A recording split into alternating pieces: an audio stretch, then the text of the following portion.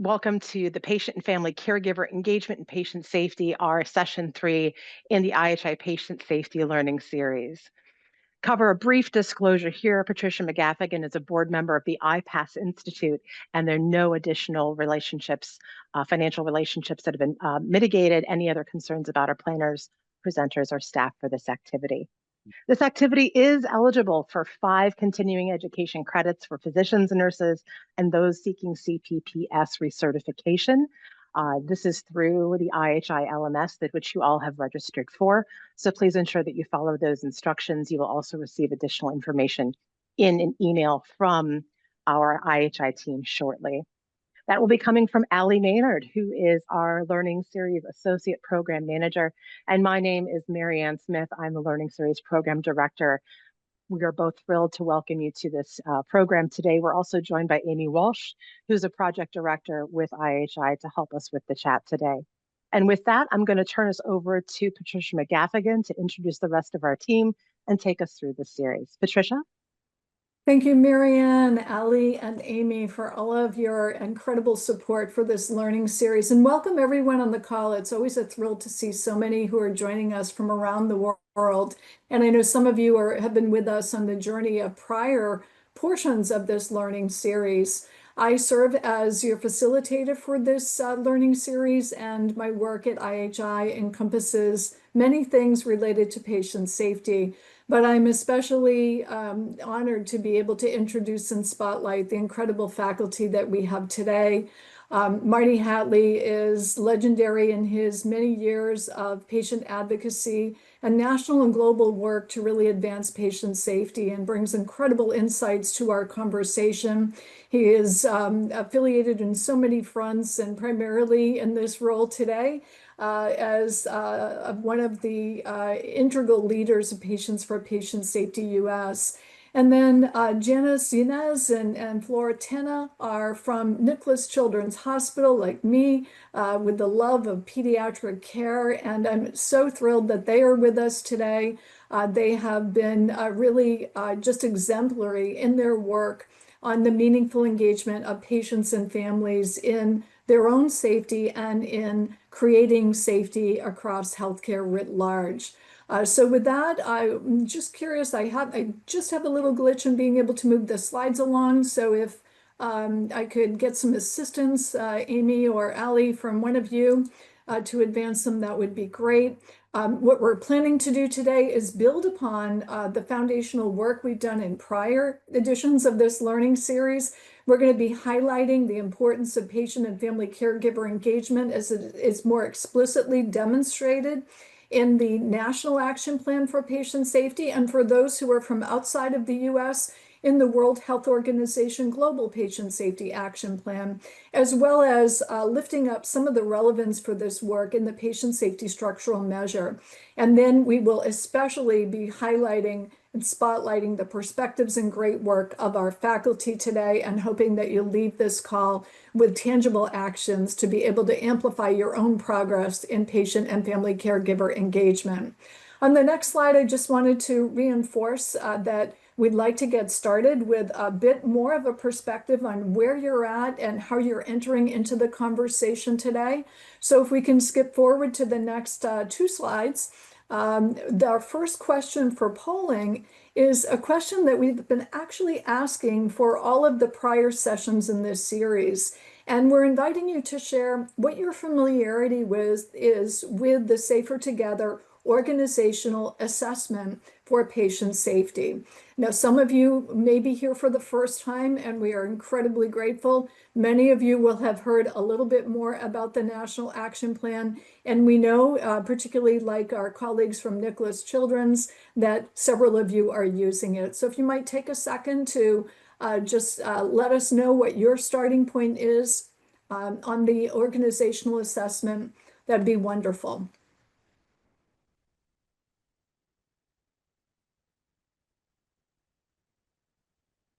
And I think Amy or Marianne or Allie, if you might want to forward us on to the next slide, we can just get a sense. Okay. Yeah, we're Wow. starting to get some responses. Yep. Yes, okay. So we are starting to see your responses come in. We're going to just take a minute and let this build. We're starting to see a good mix, and perhaps at the these things change so rapidly sometimes, but we're starting to see that there's some use of the National Action Plan, and there are several of you who are newer to the National Action Plan. And may I just reinforce, and I'll probably say this again, that if you are new to the National Action Plan or anything that we're talking about, in our prior editions of this learning series, we go into and amplify the plan and the structural measure in much more detail. But great to see that many of you are on the journey with the Safer Together organizational assessment. Let's move on to the next slide. This is a question that is similar in nature and applies to the patient safety structural measure. And for those of you that may be wondering what that's even all about, this is one that is particularly relevant for many acute care hospitals in the United States. So we'll just take a moment to let some of the responses build on that front. Several of you are assessing, that's great, or you're beginning to socialize. And we've got a smaller proportion of people that are hearing about it for the first time. We know that this is a very active nudge for directing attention to patient safety, particularly within the US. And for those who are outside of the US, what's in the structural measure also has some very practical guidelines on some of the structural and leadership practices that are associated with patient safety. So now for those of you who have a little bit more insight into the National Action Plan, if you haven't already responded, we invited you to share what you describe as most mature across the 7 elements under the patient and family caregiver engagement foundational area of the National Action Plan. And it looks like out front is escalation of safety concerns, and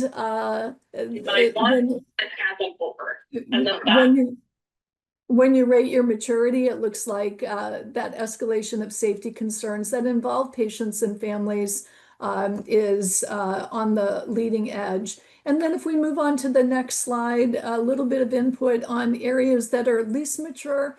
And this is really perfectly setting us up for the conversation today with the expertise and perspectives of Marty and Janice and Flor, is a need to really think about ways that we can collectively advance the meaningful engagement and use of patient and family advisory councils. So thank you for that level setting.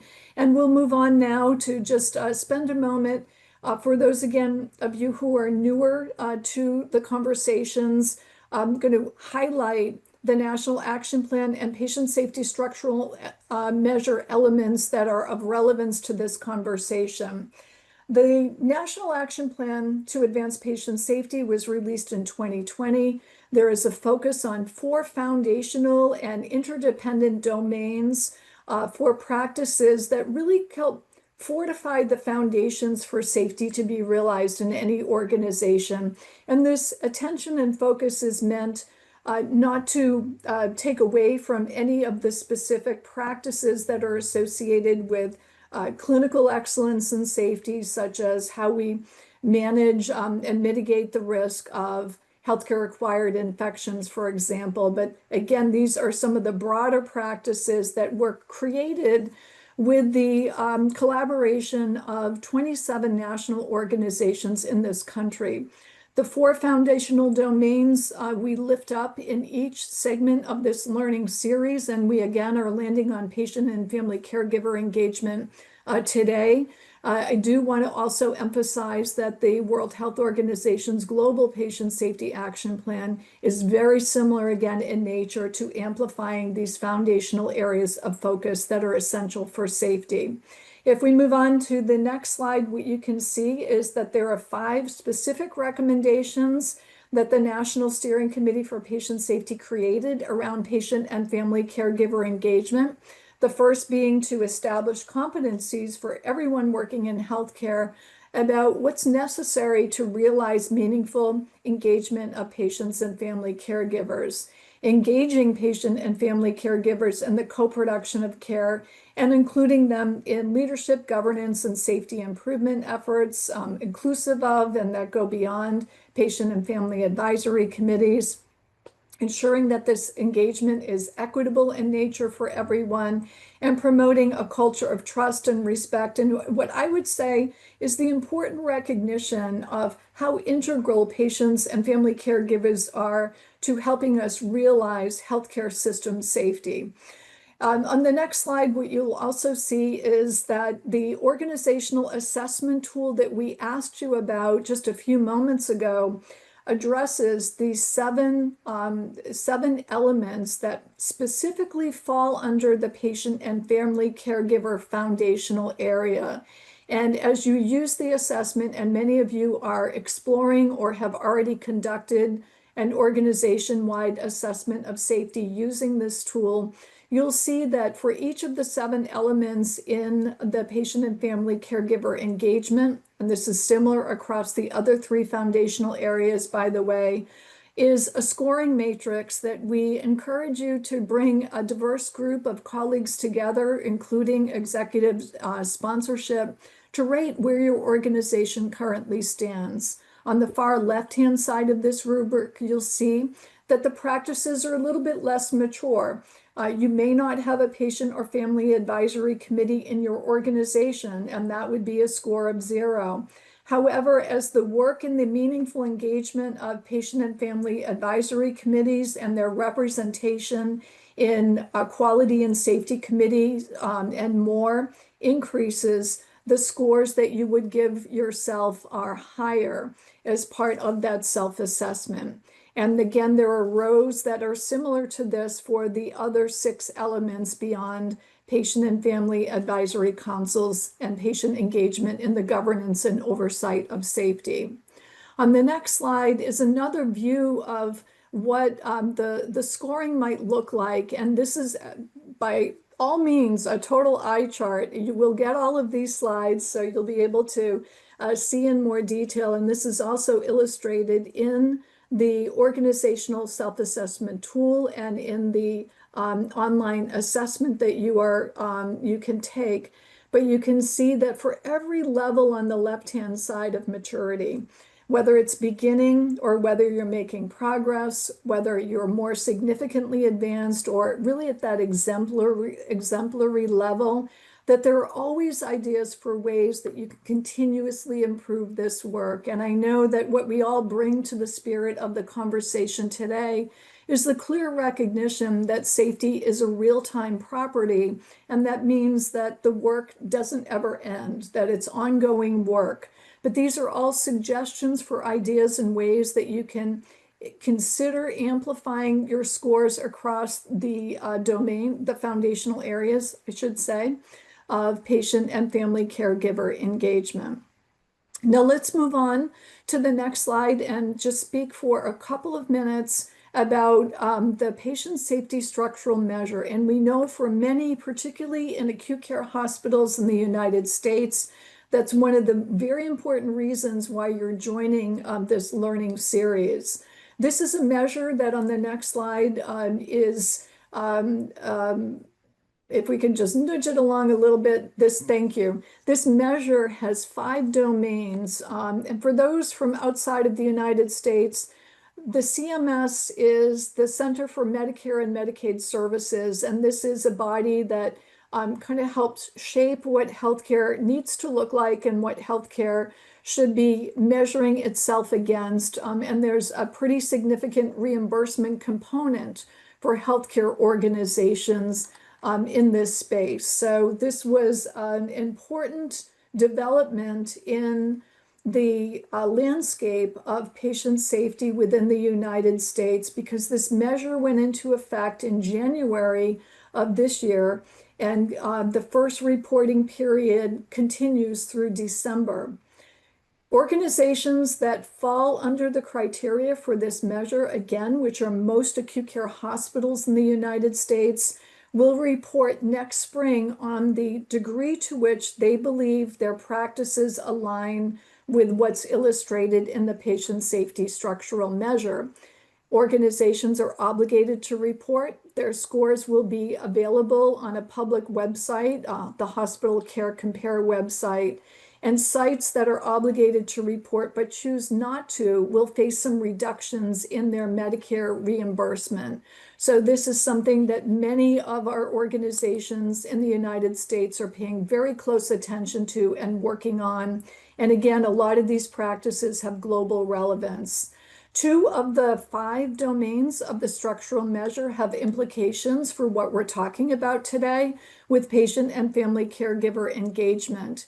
And if we move to the next slide, I'll just highlight that under the accountability and transparency domain, you'll see in element D that there is an expectation that hospitals will have a defined and evidence-based communication and resolution program that is reliably implemented, which is a program that is important in the aftermath, particularly of harms that are identified for both patients and families and for the caregivers as well. So I wanted to make sure that we were able to crosswalk that connection.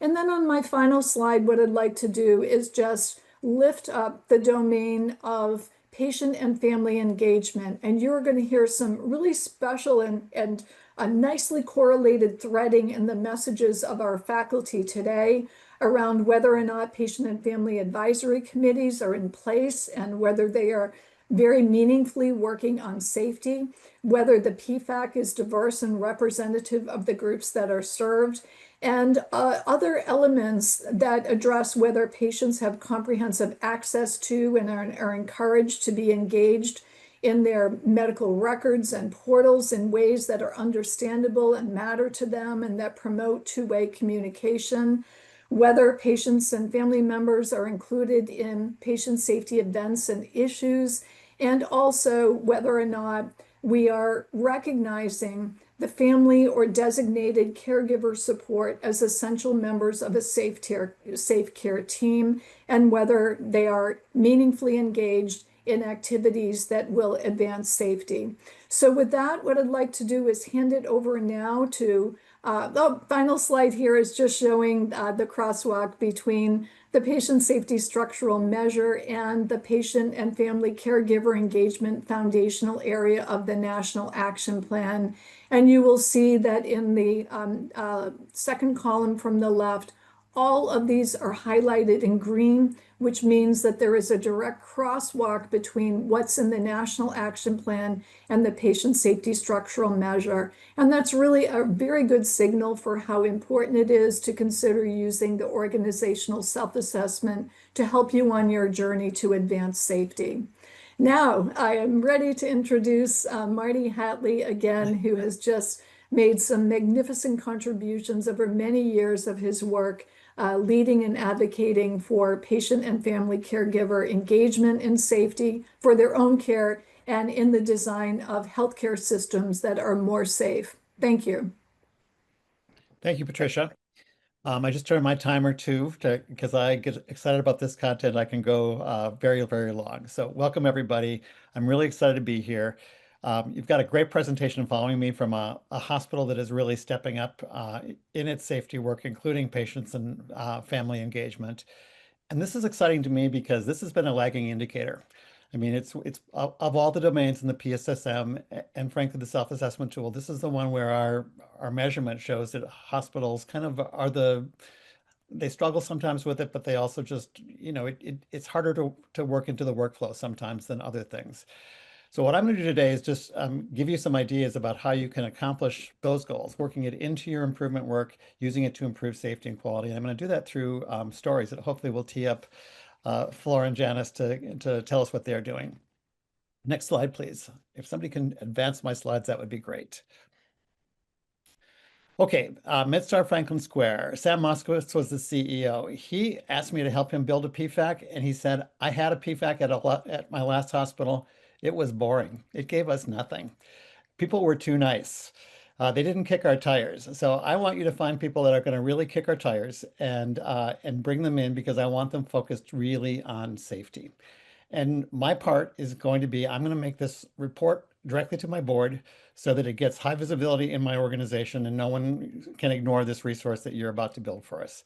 So we went out with an application process. We asked people what their experience was with the hospital. We were looking for people who had a critical eye. And we asked them about their teamwork skills. We didn't want lone wolves. We wanted people who actually had some experience accomplishing a goal that they couldn't have done on their own. So those were our recruiting criteria. Meanwhile, Sam went to his board and one of the board members said, "Can I be on the PFAC? I'm really interested in this." Her name was Colleen Lepresto. So she became our first, our board member, really strengthening that liaison. At our very first meeting, the hospital presented its hand hygiene program. Their target was 80% compliance.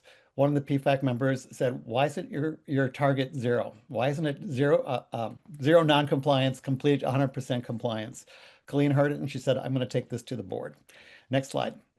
She took it to the board. She said, "This is what the PFAC told us, that our goal was too low." And that same board member who made that statement came shortly thereafter with this cup that he had created and this mock-up of the hospital with a banner on it that he wanted them to show to the board. He was taking the opportunity he had to reach the board of this hospital very, very seriously. So this got us off and running. Next slide, please. So this is the run chart of their progress, and the green line in this is that PFAC meeting, and they really accredit their progress in getting up to the very, very high levels of aspirational goal in hand hygiene compliance in their organization to that PFAC meeting.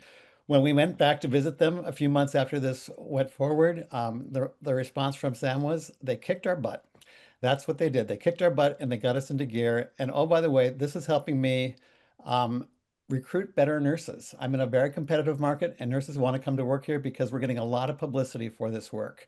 So I think the takeaways here for you is charter. It was really focused on safety, reporting relationship, and then having that organizational leader who's really a sponsor of this, who just empowers you to do this. Next slide, please. This was part of a system. There was 10 hospitals and a big practice that also had PFACs. And about a year later, their sepsis initiative was in their strategic plan. And we used the PFACs to have a contest. We said, which PFAC of all the ones that we've got can get the most information out to the public about sepsis? We created and it was a flyer and information materials. And part of it was, when you go to the ED and you think you have sepsis, say it. "I suspect sepsis." That was our educational message so that we don't lose those people that come to our ED and wait there too long.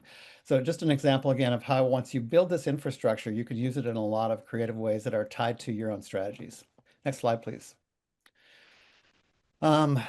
This is Parrish Medical Center, one of your neighbors at Nicholas Hospital. This is on the Space Coast of Florida. And this is Edwin Lofton on the left with the mustache. He was the chief nursing officer and the chief patient safety officer.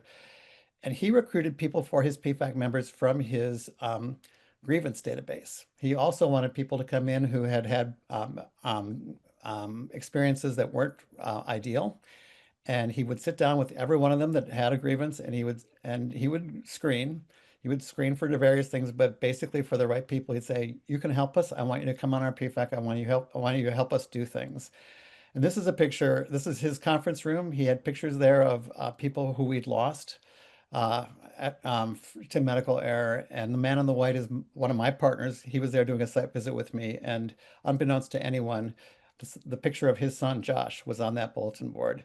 So it was quite a moment when he walked in, saw his picture son, and realized that it was motivating this hospital to do the best job that they could. And I think the takeaway here is, don't be afraid of your grievance database. Go there. You're going to find constructive people who really want to help you be the best hospital you can be. And it's a resource that I think a lot of people kind of see siloed over in a certain space for a certain purpose. It can be a great way to look for people who are going to kick your tires. Next slide, please. This is University Health System in Ohio. The young lady's name is Lily, and her mother was Christy Blackburn. Lily was born very prematurely. She was badly burned on an OR. She needed surgery right after she was born, and the lights in the OR actually burned her skin. And it prompted her mother to say, you know what, I'm going to get really involved in safety. So she was a military wife. She said to her husband, you're going to have to leave the Marines. We're going back to Cleveland, where we're from. And she got very involved in this system. And she built 22 PFACs there across all of their hospitals. She, based, I think, a little bit on our advice from the MedStar experience, brought board members onto the PFACs wherever she could find interest, and then got them talking to one another about what they could do. And in particular, what they did was get involved in their high reliability rollout, because high reliability is pretty lean on patient and family engagement. And she just said, this is a gap. We can help. We can educate ourselves about what the hospital is doing on high reliability, and we can make a difference. I also just want to say that sadly, Chrissy Blackburn has passed. She died very, very young, but she left a terrific legacy in Cleveland at this very, very large system there. So a salute to you and to Lily. Next slide, please. Stanford Hospital in Bismarck, they published their improvement data on their wall. I think a lot of hospitals are a little reluctant to do this because it's basically showing your dirty laundry. They were happy to do it. It said that they engaged family members. They loved to talk about it. They wanted to show their family members that they were taking safety really seriously and they were measuring their progress, and it became a positive part of their sort of day-to-day interaction with patients and families and engaging them. Nice example, I think, of a hospital that had the courage to do this and then saw the benefits of being transparent. Next slide, please. This is Cheyenne Regional Hospital. They have an intake process on their website to recruit members. You can become a part of a PFAC, but you can also just go directly into improvement work. And they also screen, but they look for people that might want to be involved in particular improvement projects. They're a Six Sigma hospital. They're using that strategy more than anything else. And once a quarter, they invite a family that has a grievance to come in and talk to every person who touched that family, that patient, as they went through the hospital, just to hear back from the patients and families about their experience. Um, it's cathartic for the patients and families. They feel heard and listened to. For the staff, it's often hard to hear it because sometimes the family has it wrong. But what they've said to us is, we often don't know what happens to a patient that's on our ward or that has to leave our hospital and be transferred someplace else. So it's a really important feedback loop for us about whether our care made a difference or not. Next slide, please. Looking at my time here quickly. Good, I'm on time, a little bit more. Just there are one of the big problems we have in safety is reporting of near misses and patient safety events. There are hospitals that are now using their patients to help fill that gap with an app, explaining their incident reporting criteria, giving them the app, letting them do it. And we're finding a great uptick in, I shouldn't say a great uptick, a significant uptick in things that just don't get seen or don't get reported by staff that patients and families notice. Especially after they leave the hospital. So I love this because we know there's underreporting. We know that there's some disincentives to see reports coming out of your organization sometime because then you have the responsibility to do with it. And when I see systems that are really turning to patients to report things, I'm going, that's a system that really is aiming for excellence. Next slide, please. This is a brand new study. For those of you that have big practices, ambulatory care practices, or ambulatory surgery centers, this is Emory, which has a long history in patient and family engagement. They have an automated process to apply. You can get involved in different projects. You don't ever have to come to the hospital. So for those for people who don't want to travel or have obstacles to traveling, they can make a difference in this way. Shortly after rollout, they had invited they had gotten 200 people to sign up to be patient and family advisors. So another really, really successful example, especially as you sort of reach out beyond hospitals, as Patricia mentioned, to other places. Next slide, please. I had a series of slides, 3 more that I'm not going to go through, about the importance of transparency. And when this is a story about I'll just use this one. This is Ben Kolb. He died in a Florida hospital. It's Martin Memorial. It wasn't a part of the Cleveland system at the time, but it is now. And he died in a way that the risk manager and the CEO realized that it had probably happened before. They had just never heard about it. It was an overdose of an anesthetic in an OR. It was his first time having surgery. They saw his symptoms and thought it was an allergy, and they treated an allergy instead of an overdose of it. And then they were open and honest about it with the family. And promised to spread the word about Ben so that other people wouldn't make the same mistakes that had led to Ben's death in their hospital. It retained a relationship with the family, and frankly, it moved their liability insurer to realize that open and honest communication is an important thing for staff as well as the family, and that it can actually reduce liability exposure and really reduce the cost of liability. So I wanted to share this because there are more and more liability insurance companies that are seeing the value of open and honest communication. So one would think that they might be a hard audience to engage, but they're actually a pretty easy, well, I shouldn't say easy. There's a difference. There are some hospitals, there are some liability insurance companies that are very, very eager to work with you on your transparency stuff. So I'm going to leave it there. I don't want to take any more time. I think I'm a minute or two over. But Flora and Janice, I know you've got a terrific story there. Janice, I think you're maybe going to start. I'm not sure, but over to you. And I hope these stories were a little bit inspiring. Thank you, Marty. Good afternoon, everyone. Janice Yanis, I'm going to co-present with Floor. And actually, before I start, I do want to say thank you, Marty, for sharing those stories, because I also we could always, better is always possible. So even, we have a lot of great work that we're proud of here at Nicholas, but we're continuing to learn, and there's already things that I want to take back and share with the team members.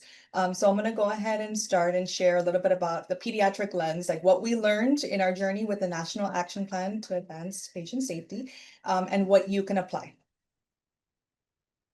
So a little bit about Nicholas. This is just a slide that shows our geographical reach. We're located in South Florida. We have a mix of acute care, urgent care, primary care, similar to a lot of you on the call, just to show, some of our stats. So a little bit about our journey. We actually started our journey back in 2023. So for pediatric hospitals, we aren't required at the moment to conduct this assessment by CMS. But we saw the tool online, and we said we wanted to do it because we wanted to learn what our opportunities were. And so this is just going to kind of go over the different iterations. We've already done this assessment multiple times. We find that each time we do it, we learn, and we enjoy the conversations and just how we can continue to push ourselves. But the first time that we did the assessment was the previous tool, and two of us did it together. We thought we were knocking everything out of the park. And that's why it's really, really important to increase, your reach and engage others in the conversation. A couple months later, we were tasked with pulling all of our safety leaders together to say, how do we align our work? And we said, why don't we use this tool and see what we learn from each other? So say a bunch of safety leaders came together. We used a framework that actually was what we used for our safety strategy in 2024. And we also engaged our executives, each of our respective executives, in that. And at that point, we added visitor safety. We thought that was something that was important.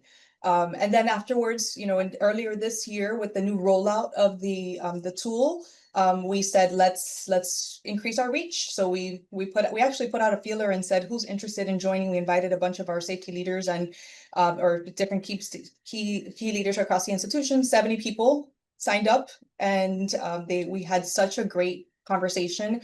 We had frontline staff members, family members participate. That was the most insightful conversation. I highly recommend for those of you who are in this journey to do that, because that's gonna really challenge, like when you think you've met one of the different requirements or elements, it's really nice to have other people kind of challenge you on that. A couple weeks later, we did do the online tool, and I think the only challenge that I will share, it's great because you get an amazing report, and it gives you like the ability to have something measurable that you can share and disseminate. One of the challenges is that it doesn't allow for those conversations. Like for those of you who have already started to look at the National Action Plan, there's things like what's in the job description for the CEO. So a lot of us have no idea. So I will say that we do recommend more of that, the group discussion, when you're doing this. So this is a snapshot of that report that we received. And what I will say again, great report, great visual. We learned that, like I mentioned, that people can't really answer this by themselves. But the other thing that I will say is that we were actually harder on ourselves. Like we said, even though we met one of the requirements, like the safe care team language is in our patient safety policy, but when we did that group activity, Nobody knew about that. So we said, okay, we aren't really meeting it. So we actually marked ourselves down on that. We marked ourselves down on several of the different elements because we said we aren't comfortable. We're not there yet. And that's okay. This is a part of our plan and how we'll continue to get better. But some of those things are actually pretty easy to address, right? So we said, perfect, we'll go ahead and work on this. It's in our plan for the year. And next year when we come back, we can confidently mark it off. So some reflections in our experience, make sure you engage a group.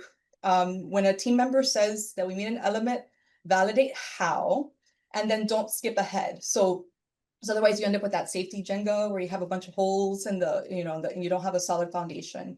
But it's really about creating a safe environment. So this is that safety for all framework that we came up with as our safety for all team, where we changed that message and we said we're trying to commit we are committed to creating a safe and healing environment for all patients, families, visitors. This has been so helpful in engaging our family advisory council, engaging frontline staff members. Like we're just changing the dynamic, the language, by saying that whatever we do, it's really safety for all. Even when it comes to like med safety, when we talk about med safety initiatives, we also say, how does it impact the employee? How does it impact the community? So we're really intentional with all of our safety strategies with this model. So the next slide goes over some of the many ways that the National Action Plan has helped us, supported us in our journey. I mentioned the safety for all framework, the goals and strategies. We have lots of goals. We have executive sponsorship, but what was nice was to grab it and say, well, show us where does it specifically say which leader is responsible for employee safety, for example. And then from there, some of those foundational elements, training, learning system, we do engage families in proactive safety huddles and simulations, especially around workplace violence prevention, which I think is such an easy way to partner with your family advisory council. And then for governance, the meeting agendas was a little challenging, I will say that, but now we got the buy-in from leadership and we have restructured our board agendas to have more time around safety. And then while we met the criteria for the participant, the family advisory or family representation at the board, we didn't feel comfortable and we actually left that as not met because we want to include 2 representatives. That's a 2026 goal, 2 representatives from our patient family advisory council on the board. So yeah, it just says a little bit about how we're really trying to push the envelope there. This is a snapshot from our website. You're all welcome to go check it out. Patient Family Advisory Council engagement. We've had it established since 1998. You'll see that there's the application, there's the time commitment, the meeting frequency. These are highlights. These are all initiatives that the Family Advisory Council has partnered with us on. And what I can say is the nursing bedside shift report, we said when we initially did our scoring last year, we were like, oh, we have it, right? We have this done. But when we said, let's go see what it looks like, we identified opportunities. We partnered with the Family Advisory Council and we've been able to take it to the next level. So use them, they're great partners. They want to help out. I know that sometimes it's a little bit challenging on how to do it, but you'll be surprised in that engagement. Now I'm going to hand it off to Flor, who's going to talk about one of our other key strategies on how we engage with our patient and family advisory council. Thank you, Janice. Hi, everybody. So our patient navigation program, that's what I'm going to talk about now. They're a great asset to our organization. This team advocates for shared decision-making and family engagement. One of their key competencies is that of motivational interviewing, which is an evidence-based communication training that they receive. That supports that patient care team open communication that we're trying to achieve, and that care plan engagement and adherence to the plan of care, which you could align it to the National Action Plan. We started our journey for this. As you can see, there's different components about the role, but our journey started in the NICU, where we did some of the research regarding transition of care from the hospital to the home, and then created this baby steps model, which then later on was adopted by the patient navigation program. And there's more information on that on our references, but it is actually a nurse-led model of care. So with that, okay. This is just to show you what our centralized model looks like for our patient navigation program. We started our journey back in 2023, and we started with 12 navigators throughout different areas in our hospital. They were not connecting, they were working in silos, so the communication and structure was not there. So we made the decision to centralize that model. And since then, the program has really grown up to, we have 18 and 4 more coming. They are, everybody wants a navigator, and we have them in specific areas where we started this journey because of the complexity of that disease management part.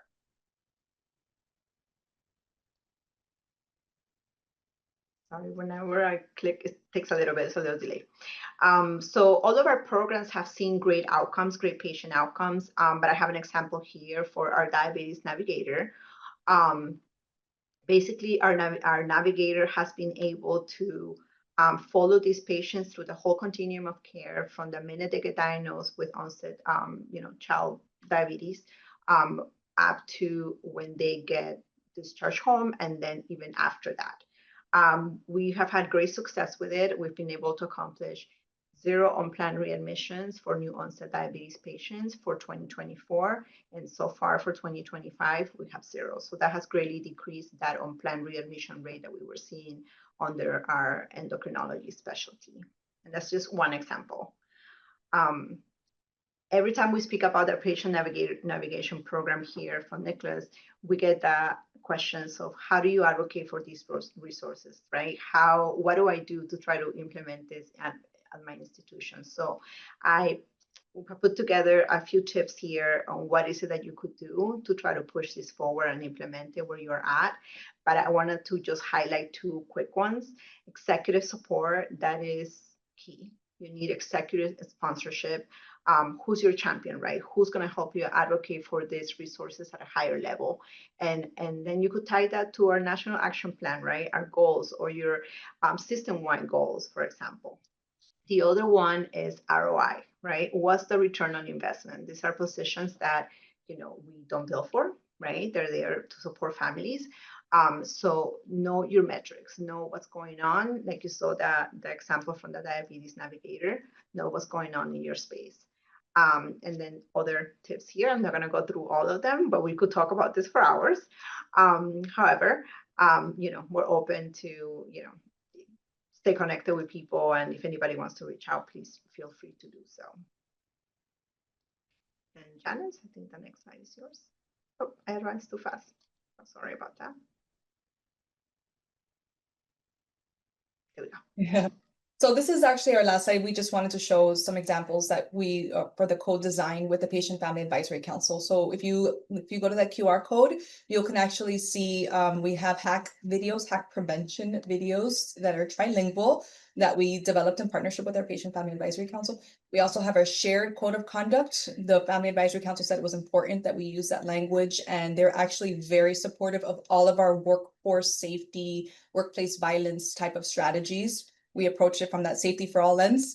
And we've been very successful on that one. And then we have our adaptive care program. They've been very involved with that. And then there's a lot of different examples. We could talk about this for hours because we're very, very passionate about this, but please feel free to reach out if you have any questions, if you want to kind of dive into any of the things that we shared a little bit more. Our contact information is there. Thank you. Thank you so much, Marty, Flor, and Janice, and just incredible work in bringing this work to life and also amplifying it through the important opportunities that the National Action Plan framework can create. Marty, your stories are what keeps us grounded in so much of the work in patient safety, and I know that many organizations are really trying to begin all of our safety meetings with a story to make sure that the person and the impacts of some of these patient safety and workforce safety events, by the way, are highlighted. I love the courage of the discussion that you talked about with Sam, the CEO, that said, we are going to really press hard on this. Want you to kick us and figure out where to go. And at the same time, there's been some threads in the chat and some mentions about, what patient feedback is really all about. Very commonly, I think what we tend to see is that in many cases, patient feedback has been viewed and is often labeled as a complaint. And we had, some comments in the chat about this, about whether or not we can distinguish between grievances and patient safety events and other things. But Marty, I wonder if you might be able to kind of put a little bit of a ribbon around this notion and the reinforcement which Janice and Flora have shared about the important partnership of patients and families in co-production of safety, and why everything we hear from patients is not at all, and in many cases is far more important feedback versus a complaint. Yeah. Well, they do get conflated. I'll say that. Mhm. So sometimes you have to kind of work through a complaint to get to the nugget of learning there. So I see the complaint process as a kind of treasure. I mean, I know it's not pleasant to listen to sometimes, and I know it can be way off in terms of the interpretations and assumptions that are made. But at least it's an overture towards communication. They're opening up a dialogue with you by taking the time to do it. And I think it can be a signal. So I would say it's a signal, and it's a signal that you might find meaningful to follow up on for something. The more what I see as the value of a PFAC um, is orienting your PFAC members, first of all, to how hard it is to make safety happen in a hospital. It's not just safety, events don't happen when somebody screws up. They're constantly on the verge of happening in a dynamic system. And all the hospital people, the staff, the risk managers, the frontline staff are trying to catch those things before they actually reach the patient. And if you can get over that hump with your PFAC members and then empower them to talk in their own networks, you can actually change the perception of some of your population and maybe your broader population. I'll share one example too. There was a event in Minneapolis Children's Hospital where the CEO, his name was Brock Nelson, was coached by his lawyer to disinform a family about something that went wrong. And he couldn't live with that. And he went to his board and said, fire me. I can't do that anymore. And he had a board member who was a parent. And they said, no, this is what we want from you. Do it. And shortly thereafter, so they celebrated their transparency journey. Shortly thereafter, they were called out on the carpet by the Minneapolis Star Tribune because they wouldn't reveal the names of the doctors and nurses involved in an event. And they went into the editorial board of that newspaper and said, if you make us name the doctors and nurses that were involved in an event, you will undo everything we're trying to do. So they carried that water, and they now get good editorials. Whenever there's an event at hospitals in Minneapolis, they're saying, look, these are the good hospitals. These are the ones that we're hearing from. They're telling us about it. Very, very different climate in the media than in most states. And I think, honestly, it's because of the courage of those CEOs and the thinking that we're doing this. We're doing systems thinking. We're doing systems improvement here. We have to bring around our audiences. And a PFAC and a strategic communication skill is a way to do that. I mean, Sam, the man you mentioned, he actually brought PFAC members into the orientation of new employees just to underscore that this was a hospital that was doing that. We've seen other hospitals like university health systems bring in a parent to run their PFACs because they know the parents are going to have some, real passion, some real skin in the game. So there's a number of ways you can do it, but I wouldn't discount the complaint. It really can have some treasure in it. Patricia, I It's probably a gave you great a way. longer answer than you wanted, but I No, it's a great way to kind of cut beyond this notion that what we're hearing is all bad. And it's also, I think, important to be sensitive to some of the language around patient and family feedback, because I often see people thinking that it is only about complaints, even if there's not a complaint to be shared, but it also opens up the opportunity to say, we would love to have feedback portals that embrace all forms of feedback. And Florent and Janice, you've actually illustrated some of the system, beautifully illustrated the systemness and thinking about patient and family caregiver engagement. And I want to go back to a comment that was in the chat. And by the way, if there are any burning questions that folks might have that you want to add on in to the chat in the few minutes we have, we would love to honor those.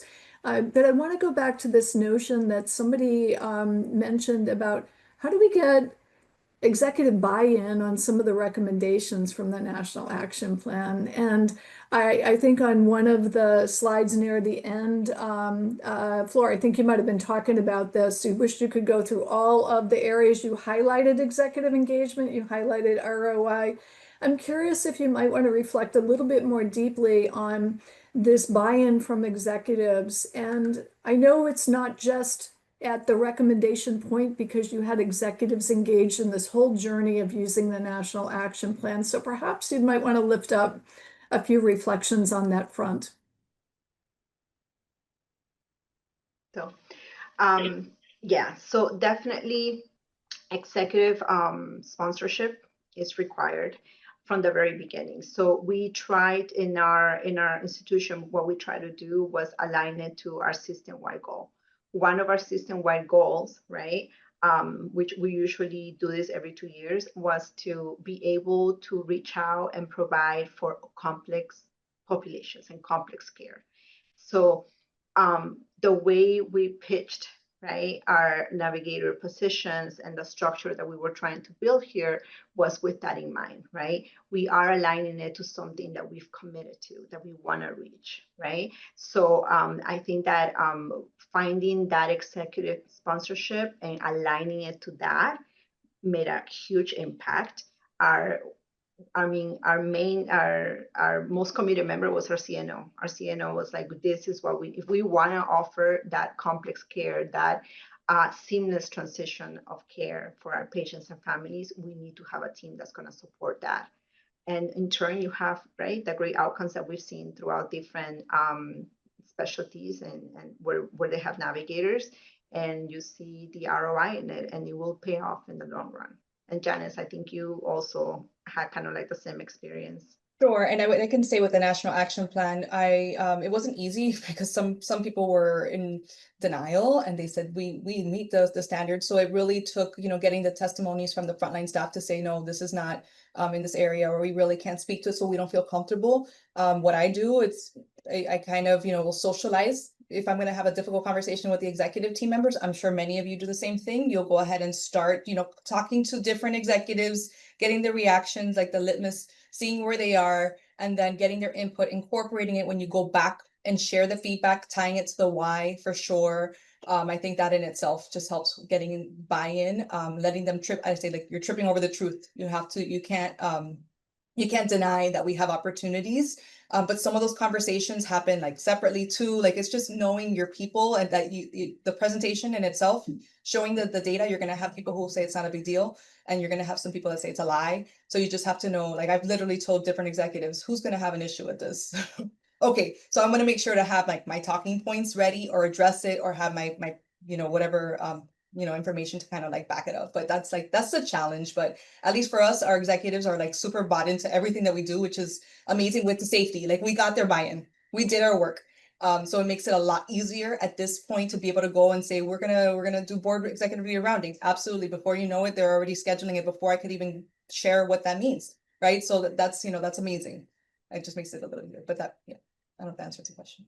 Thank you, Flora and Janice. And for those who are with us for the first time in this learning series, the recorded prior webinars, there's one that delved more deeply into culture, leadership, and governance, and also into what Helen McPhee, who's an incredible colleague, who's really helped generate a lot of the tools and the thinking, and has had her own multi-year experience with the National Action Plan, are thinking about ways that you can embrace the team in teeing up and socializing this work, as you've mentioned, Janice, in advance, because that executive role, that leadership sponsorship, whether you're in a large healthcare, acute care setting, no matter where you are across the continuum of care, having that executive support and buy-in is so deeply relevant.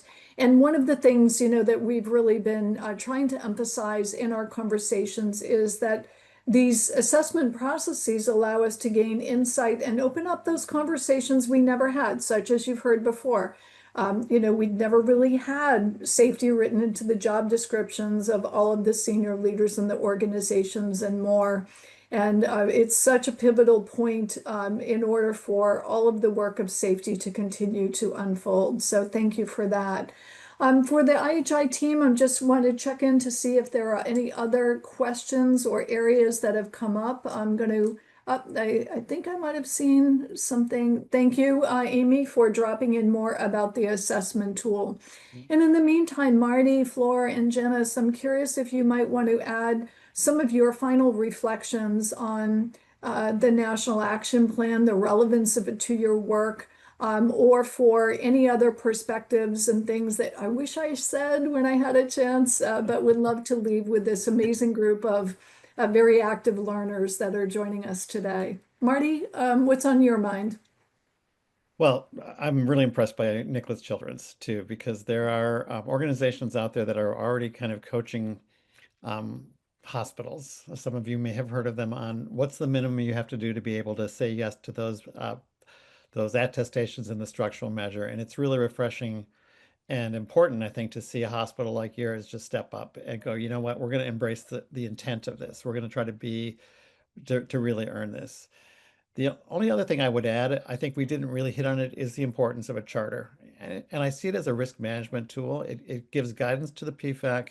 It helps you kind of get some of the skeptics in your organization on board if you give them a really clear thing. And then it's useful if you have a PFAC that kind of gets off track. You can say, look, we're here to work on safety, not your personal concern, not your personal grievance, not your complaint. We're here to work on safety looking forward. So that charter is really important. It's built into our tools. And I saw it in the tools that you've got, Janice, and Flora in your system. Thank you, Marty. Janice and Flora, over to you. I have something that I wanted to add that I wish I would have mentioned during one of the slides. So even though we are from a pediatric space, right, that's our main focus, a lot of these initiatives are translatable to adult care, ambulatory care. The model that we're following for baby steps, which is our transition of care for, to follow that patient through that patient journey. The motivational interviewing training, which is a great tool, evidence-based communication training. It's so important to engage families. All of those things are not only for pediatrics, right? They could happen in other spaces. So the opportunities are there. And I guess for me, I think I did probably touch upon it already, but that partnership with families, I know sometimes it's going to be hard, and some of us, like Marty talked about, those conversations can get a little bit intense, or they drag on a little bit with some of the family members if they're not used to the board agenda and all that stuff. So you need to prep them. There's simulations. We do a lot of simulations around even with our disclosures, like the value of like really practicing those things, but embrace the discomfort, prep the family advisory council members and your staff and your leaders to know what to expect. And you'll go a long way. I think that the National Action Plan really, like we've said, we've lived it. We really believe in it. We do find it very helpful to use. And one of the other challenges, at least from our ambulatory care leaders, are like, they're taking it and running it with it. And I'm like, but wait, like we need to do a separate assessment because this is, they have to have like FAQs. That's one tip I will tell you. People need to know what you're scoring, because otherwise you will get a lot of other answers. They'll look at you and say, we don't have this in the ambulatory side, so we have to mark ourselves, down, and use that as an opportunity to say, okay, well, we need to develop it, and that's okay too. Any feedback is always, it's going to be helpful. Thank you. Thank you both for talking about the translatability of this, not only from the pediatric realm to all patient populations, but also across different settings as well. So with that, I know we have a couple of questions left that we're inviting you. We're not going to show your responses publicly, but we'd love to invite you to share one thing that you might do and consider doing differently as a result of our time together today. And then next up in our series is a focus on workforce safety and well-being. And we invite you to also share what might be on your mind so we can ensure that we are designing that series, that segment in a way that will most benefit you. Marianne, I'm going to go over to you because I think you might want to say a little bit more about some final words. Thank you so much, Patricia and Marty, Janice, and Flor. I can't thank you enough for this time today. I know we're getting right up to the end of the hour. I encourage everyone to please share your thoughts today about, as Patricia mentioned, what you're going to do differently in your organization. As our founder, Don Berwick, loves to say, what are you going to do by next Tuesday? What's one thing that you can go take back to your organization? And then we encourage you to join us for session 4, Workforce Safety and Wellbeing. Would love to hear what you're most curious about. As I mentioned, I already I forward advanced to the slide. We're going to be joined by Karen Garvey from Parkland Health in Dallas, Texas, talking about the bigger picture of workforce safety and well-being. Last but not least, in these slides, you will get a copy of these. We have got resources upon resources for you for each of the domains in the patient's safety structural measure. So please take a look at this slide. And no presentation from IHI would be remiss without inviting you all to join us at our IHI Forum in Anaheim, California, December 7th through the 10th of this year. The QR code will take you there. We'll see you September 24th for the next session in this series with Karen Garvey and Patricia leading us as facilitation. Thank you so much for your time today, everyone. Have a wonderful rest of your day, afternoon, and evening, wherever you're joining us from.